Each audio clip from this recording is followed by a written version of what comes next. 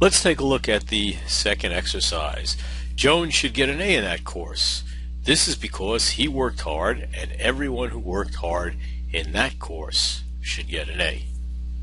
Wonder which course he's talking about. Well, in this case, the conclusion seems to be Jones should get an A in that course. And the reason I say this is notice what comes right after. It says, this is because. This is because sounds like it's something that's giving a reason, a premise. So what's coming after that are the premises, so the conclusion comes right at the beginning of the paragraph. And this is something that you should be aware of. That is, when you first look at arguments like this, you have a tendency to think that the conclusion is going to be the last sentence in the passage. But it could be at the beginning, it could be at the middle, it could be the end. Usually if the author is a little bit more organized, it's at the beginning or at the end of the passage, but it could be anywhere in the middle.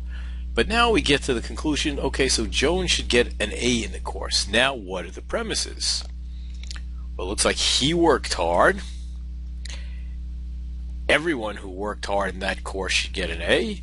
Therefore, Jones should get an A in the course.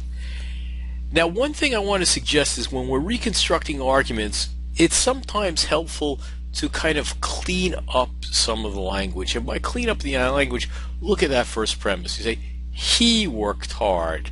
First of all, who is the he referring to? And worked hard where? So what I would suggest is that maybe a better way of reconstructing the argument, because remember, when we're talking about reconstructing the argument, it's just that reconstructing.